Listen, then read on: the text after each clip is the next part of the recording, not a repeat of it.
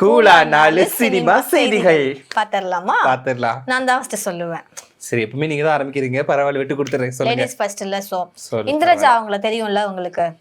S, robot Shankar அவர்களுடைய மகள். இப்ப கல்யாணம் ஆகி குழந்தை எல்லாம் பிறந்து இப்ப பயங்கரமா யூடியூப்ல வந்து சம்பாரிச்சுக்கிட்டு இருக்காங்க. ஆக்சுவலி எனக்கு உங்களை பிகில் படம் மூலமா தான் ரொம்பவே ட்ரெண்டிங்ல வந்தாங்க. அதை பத்தி தான் நான் வந்து பேச போறேன். அவங்களுக்கு என்னதான் பட வாய்ப்புகள் இல்ல அப்படின்னா கூட மத்தபடி இன்ஸ்டா யூடியூப்ல அவங்களுக்கு வந்து வருமானம் வந்துட்டு தான் இருக்குது. சோ இந்த பிகில் படத்துல தளபதி அவங்க வந்து குண்டம்மான்னு சொல்லுவாங்க இல்லையா? ஆமா, இப்படி கிண்டல் பண்ணுவாங்க, வாயை திறந்தே சொல்லுவாங்க. சோ அதுக்கு முன்னால அவங்கள யாராவது குண்டம்மான்னு சொன்னா அது வந்து அவங்களுக்கு கஷ்டமா இருக்குமா. நம்மள என்ன குண்டம்மான்னு சொல்றாங்க, இவங்களா நமக்கு வந்து சாப்பாடு வாங்கி தர்றாங்க, இவங்களா நமக்கு சோறு போட்டு வளர்க்குறாங்க அப்படின்ற மாதிரி ரொம்ப கோவம் வருமா. அப்புறம் ஒரு ஸ்டேஜ்ல கஷ்டமாயிடுச்சான். ஆனா அந்த ஷூட்டிங் ஸ்பாட்ல அந்த டயலாகே குண்டம்மான்னு இருக்கும்போது தளபதி வாயிலேருந்தே இந்த வார்த்தை வந்துடுச்சு அப்படின்ட்டு அதுக்கப்புறம் யாரு குண்டம்மான்னு சொன்னாலும் அவங்களுக்கு வந்து இனிஷியலா வந்து ஹாப்பியா இருக்கும். கோவம் வராதான். தளபதியே சொல்லிட்டாங்க, இவங்களுக்கு என்ன அப்படின்ற மாதிரி தளபதி வாயிலிருந்து வந்த வார்த்தை இது. யாருனாலும் சொல்லிக்கோங்க, நான் குண்டு தான், நீங்க சொன்னாலும் சொல்லனாலும் நான் வந்து குண்டம்மா தான் அப்படின்ற மாதிரி அக்செப்ட் பண்ணிட்டாங்களாம். ஆனா இதுவே வந்து விவாத பொருளாவும் மாறுச்சு. ஏன்னா ஒரு உச்ச நடிகர் அவர் வந்து ஒரு பொண்ணை உருவகேலி பண்றாரு, பாடி ஷேம் பண்றாங்க, குண்டா இருக்க பொண்ணை பார்த்து குண்டம்மான்னு சொல்றாங்க. சினிமாவுக்காக தான, ரியலா பண்ணல, அந்த கதைக்கு ஸ்கிரிப்ட் தானே அப்படின்ற மாதிரி அவர் பண்ணாரு. இது விவாத பொருளா மாறுச்சு பிஃபோரா. ஆனா அவங்க வந்து இப்ப வந்து எனக்கு ஹாப்பியா தான் இருக்கு. ஆமா, நான் குண்டு தான், என் தளபதியே என்ன குண்டம்மான்னு வந்து கூப்பிட்டுட்டாங்க, இப்ப தமிழக முதலமைச்சரா இருக்கிறாங்க, இதை விட பெருமை எனக்கு எதுவுமே இல்ல அப்படின்ற மாதிரி அவங்க இந்த விஷயத்த ஷேர் பண்ணிருக்காங்க. அடுத்து வந்து நான் சூரியவம்சம் படத்தை பத்தி தான் பேச போறேன். சூரியவம்சம் படமா? இன்னைக்கும் யானை வருமா ஃப்ரெண்ட் அந்த குழந்தைய பத்தியா? இல்ல நீ சொன்ன அந்த எலைட் புழு நெருப்புன்னு சொல்லக்கூடிய அந்த மகேந்திரன் அவங்கள பத்தியா? ஐயோ எஸ், ஃபர்ஸ்ட் இந்த படத்துல வந்து அந்த குழந்தை கேரக்டர் இருக்குல்ல, அவங்க வந்து ஒரு சீரியல் ஆர்டிஸ்டா தான் இப்ப இருக்கிறாங்க. அவங்க அந்த லேடி தான் வந்து குழந்தைய நடிச்சிருந்தாங்க. ஆனா அதுக்கு பிஃபோரா மகேந்திரன் அவங்கள தான் நடிக்க வைக்கணும்னு ஆசைப்பட்டிருக்காங்க. ஆக்சுவலி அங்க போன உடனே வந்து அவர் எனக்கு கேமரா எந்த ஆங்கிள் வைப்பீங்க, இங்க வைப்பீங்களா அங்க வைப்பீங்களா, என் டயலாக் ஷாட் எடுப்பீங்க, என் டயலாக் என்ன இவ்வளவு மெச்சூர்டா இந்த குழந்தை பேசுது, இது வாயுதாரா எல்லாம் தெரிஞ்ச மாதிரி எல்லாம் தெரிஞ்ச மாதிரி பேசுறாங்க. மரியாதை இந்த பையனை நீ அனுப்பிடு, எனக்கு வேற ஒருத்தங்க வேணும் அப்படின்னு சொல்லிட்டு அடிச்சு கொன்னுடுவன்ற மாதிரி துரத்தி விட்டுருக்காரு சூரியவம்சம் படத்துடைய டைரக்டர். ஆமா, அந்த டைரக்டர் வந்து வேண்டான்னு சொல்லிட்டாரு. அதுக்கப்புறமா தான் இந்த பெண் குழந்தைக்கு வந்து தென்றல் கனாகாலம் காலங்கள்ல இவங்க நடிச்சாங்க. ராகவேந்திர கேரக்டர் நடிச்சு இப்போ வந்து இன்ஸ்டாகிராம் அந்த இதெல்லாம் ரொம்பவே ஆக்டிவ்ல இருக்காங்க, யூடியூப்லலாம். ஆமா. சரி, இப்ப சூரியவம்சம் கதைக்கு நான் எதுக்கு வந்தேன் அப்படின்னா, ஒருவேளை சரத்குமார் அவர்கள் வந்து இந்த படத்துல நடிக்கலன்னா வேற யார் நடிச்சா செட் ஆயிருந்திருக்கும்? மேபி சத்யராஜ் அவர்கள், கமல்ஹாசன் அவர்கள், ரஜினிகாந்த் அவர்கள், தெரியலையே எனக்கு. ஏன்னா இவங்களே நம்ம அந்த இடத்துல வச்சு பார்த்துட்டோம். சின்ராசி கேரக்டர்லயும் சரி, அவங்க அப்பா கேரக்டர்லயும் சரி, என் குடும்பத்துல எல்லாம் வந்தாச்சு போட்டோ எடுங்க அப்படிம்பாங்கல்ல, என்ற குடும்பத்துல எல்லாம் வந்தாச்சு பூ அப்படின்ற மாதிரி. இந்த கேரக்டர் வந்து பக்கவா செட் ஆனது யாருக்குன்னா சரத்குமார் அவர்களுக்கு மட்டும். வேற யாருமே வச்சு என்னால அது பண்ண முடியல. ஆனா இந்த படத்தோட இந்த சூப்பர் கில் ஃபிலிம்ஸ் தானே தயாரிச்சிருந்தாங்க. சோ ஆர்பி சௌத்ரி அவர்களுக்கு வந்து இந்த கதையில ரஜினிகாந்த் அவர்கள் நடிச்சா நல்லா இருக்குமோ அப்படின்னு தோணி இருக்கு. நல்லா இருக்குமோ, இருக்கலாம். படையப்பா சாயல் போயிருக்குமே தவிர இந்த படத்துக்கான ஒரு அது இருக்காதுன்னு எனக்கு ஃபீலா இருக்கு. ஏன்னா அப்ப ஒரு மாஸ் ஹீரோவா இருந்தாரு இந்த சூரியவம்சத்துல. சின்ராஸ் அவர்கள் வந்து கொஞ்சம் அந்த அளவுக்கு இருந்தாரு. அதாவது அப்பாவுக்கு ஒபீடியன்ட்டா, அப்பா வந்து சின்ராசே வெஸ்த எடுத்து குடிப்பான்னு சொன்னா கூட வெஸ்த குடிப்பாரு. அந்த அளவுக்கு அப்பா மேல ஒரு பாசமும் கண்மூடித்தனமான ஒரு நம்பிக்கையும் வச்சிருக்கிற கேரக்டரா இருந்தாரு. அதுக்காக அவரு என்ன வேலை வேணாலும் வந்து செய்யற அளவுக்கு இருந்தாரு. ஆமா, இந்த கதையை வந்து டிஃப்ரெண்டா இருக்கும், ஒரு குடும்பத்தோட உட்காந்து பாக்குற மாதிரி இருக்குமா. ஆர்பி சௌத்ரி அவர்களுக்கு இந்த ஃபீலிங் இருந்துச்சு. அப்போ வந்து தயாரிப்பாளர் திருப்பூர் சுப்பிரமணியம் அவர்கள் இருக்காரு இல்லையா, ரஜினிகாந்த் அவர்களை காலையில வீட்டுல சந்திச்சுட்டு ஆர்பி சௌத்ரி அவர்களை பார்க்க போயிருக்காங்க. அப்போ வந்து ஆர்பி சௌத்ரி அவர்கள் என்ன சொல்லியிருக்காங்கன்னா, எனக்கு சூரியவம்சம்னு ஒரு படம் வந்திருக்கு, இந்த படத்துல வந்து ரஜினிகாந்த் நடிச்சா நல்லா இருக்கும்னு தோணுது அப்படின்ற மாதிரி பேசியிருக்காங்க. அப்ப நான் வேணா பேசி பார்க்கட்டுமா சார் அப்படின்னு சொல்லியிருக்காங்க. இவங்களுமே பேசி பாருங்க அப்படின்னு இருக்காங்க.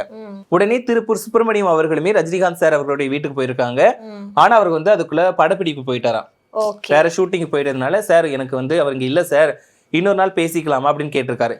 இல்லப்பா வேண்டாம், ரஜினிகாந்த் நடிக்கிறதுனாலும் பரவாயில்ல, ரஜினிகாந்த் நடிச்சாலும் ஓடும், சரத்குமார் நடிச்சாலுமே இந்த படம் ஓடிடும், அதனால சரத்குமார் அவர்களே இருக்கட்டும் அப்படின்ற மாதிரி ஆர்பி சௌத்ரி அவர்கள் வந்து சொல்லியிருக்காரு.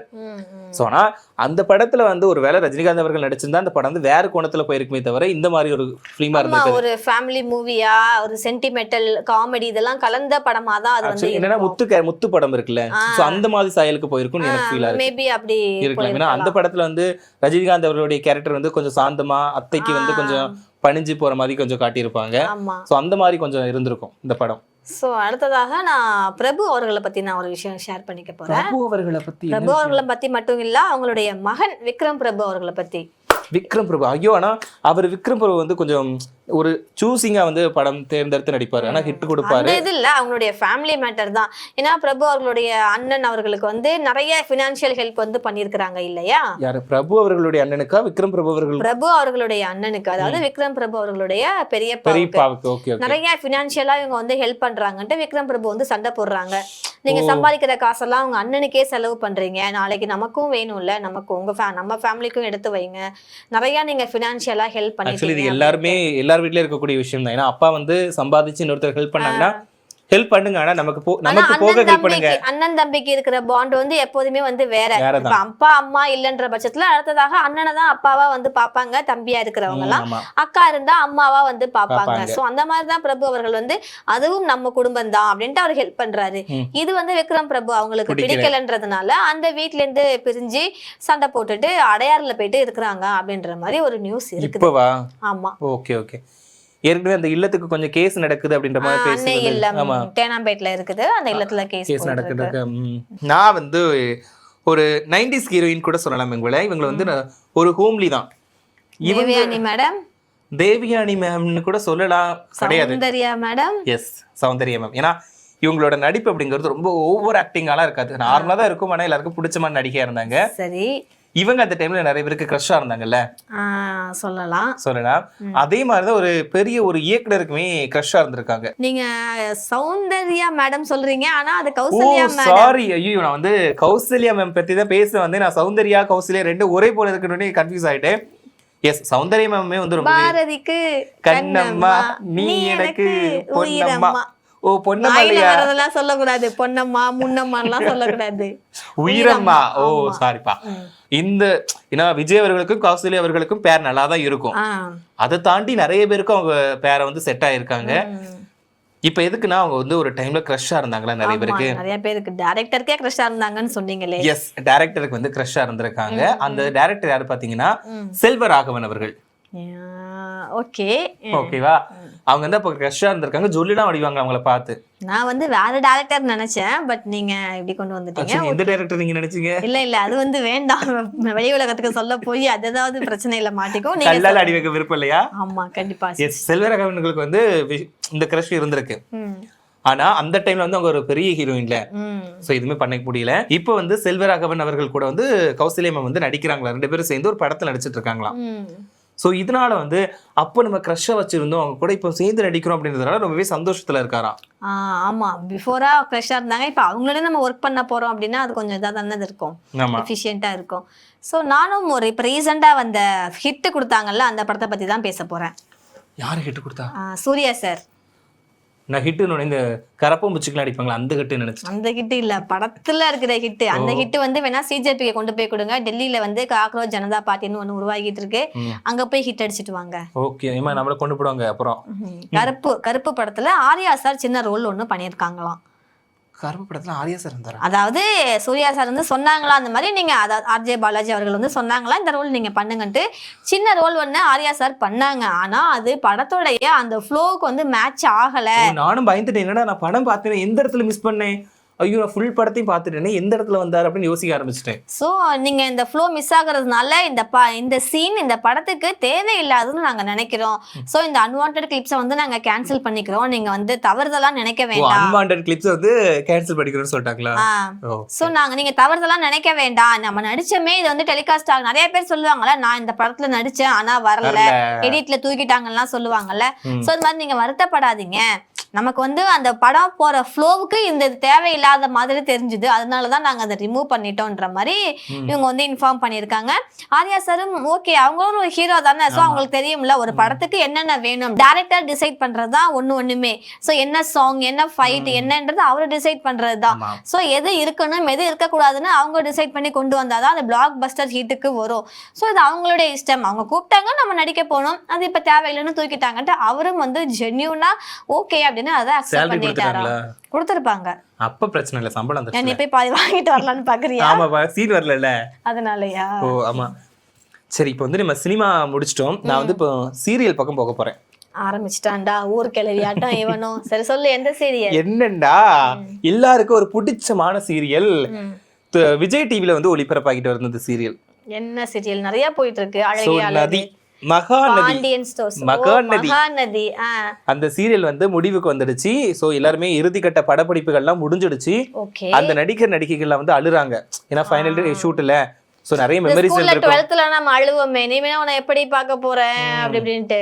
கிட்டத்தட்ட 3 வருஷமா அந்த சீரியல் ஓடிட்டு இருக்கு. ஓகே. சோ எல்லாரோட ஃபேவரட்டா ஆயிடுச்சு. 6 மணிக்கு டெலிகாஸ்ட் பண்றாங்களா, எல்லாருமே இப்போ வந்து டெய்லி பார்த்து பழகிடுவாங்க. 6 மணிக்கு அந்த சீரியல் பார்க்கணும். அவங்க ஃப்ரெண்ட்ஸ்குள்ள அவங்க சர்க்கிள்ல மிஸ் பண்றாங்களோ இல்லையோ, மக்கள் மிஸ் பண்ணுவாங்க. யமுனா எங்க, நர்மதா எங்க, கோதாவரி எங்க அப்படின்ட்டு. ஆமா. இதுல வந்து அந்த கங்கா விஜய் இவங்களோட பேர் வந்து எல்லாருக்கும் ஒரு பிடிச்சமான இருக்கு. ஓ சாரி, கங்கா இல்ல, காவேரி. அடிச்சு போடுவாங்க என்ன.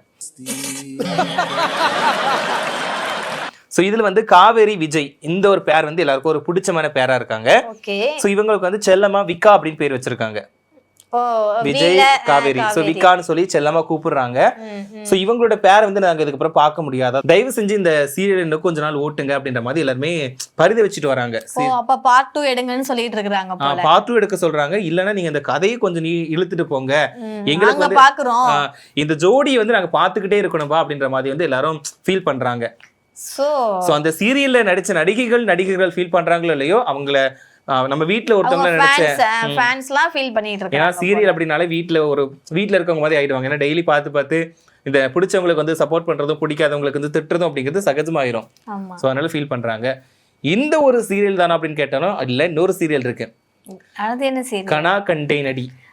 ஓகே, கேள்விப்பட்டிருக்கேன். சோ இந்த சீரியல் வந்து கிட்டத்தட்ட 6 மாசம் தான் ஆகுது ஓடி. ஸ்டார்ட் பண்ணி 6 மாசம் தான் ஆகுது. இந்த சீரியலையும் முடிக்கிறாங்களாம். அதுக்குள்ள ஏன் முடிக்கிறாங்க? ஃபர்ஸ்ட் ஸ்டார்டிங்ல வந்து இந்த சீரியல் அவ்வளவு ஓடல. இப்பதான் கொஞ்சம் சூடு பிடிக்க ஆரம்பிச்சிருக்கு. அதாவது இந்த ஹீரோக்கு வந்து ரொமான்ஸ் அதெல்லாம் காட்டிட்டு இருக்காங்களா. சோ அதனால கொஞ்சம் சீரியல் நல்லபடியா ஓடிக்கிட்டு இருக்குதான். இந்த டைம்ல நிப்பாட்டுறாங்களா, ஏன்னா டிஆர்பில வந்து கொஞ்சம் அந்த அளவுக்கு வரல போல. சோ அதுக்கு அடுத்தமோ நிறைய சீரியல்கள் வந்து அடுத்தடுத்து வரப்போகுது. பிக் பாஸ் வேற இடையில வரப்போகுது அப்படின்றதுனால சீரியலை டக்குன்னு முடிக்கிறாங்களாம். இதனாலையுமே ரசிகர்கள் வருத்தத்துல இருக்காங்க. இவங்க மட்டும் இல்ல, அந்த சீரியல் நடிக்கவங்களுமே ரொம்ப வருத்தத்துல இருக்காங்க. ஏன்னா இதுக்காக வந்து நிறைய வேலைகளை விட்டுட்டு வந்திருக்காங்க. ஹீரோ வந்து ஐடில இருந்த வேலையை விட்டுட்டு இந்த சீரியலுக்காக வந்திருக்காரு. சோ இதனால டக்குன்னு 6 மாசத்துல முடிச்சுட்டாங்க அப்படின்னா நமக்கு வந்து அடுத்து என்ன பண்ண போறோம் அப்படிங்கிறது தெரியாம கஷ்டத்துல இருக்காராம். சோ எல்லாருமே ஆறுதல் சொல்லிட்டு வந்துட்டு இருக்காங்க. இப்போ இல்ல, அவங்க வேற சீரியல்ல போயிட்டு இன்டெப்த் ஆயிடுவாங்க. வந்து கிடைச்சதுன்னா ஓகேவா இருக்கும். சோ அதனால ஃபீல் பண்றாங்க. இப்பதான் நல்லபடியா போய்கிட்டு இருக்கு. சோ இப்போ ஏன் நிப்பாட்டணும் அப்படின்னு வருத்தத்துல இருக்காங்களாம். சரி.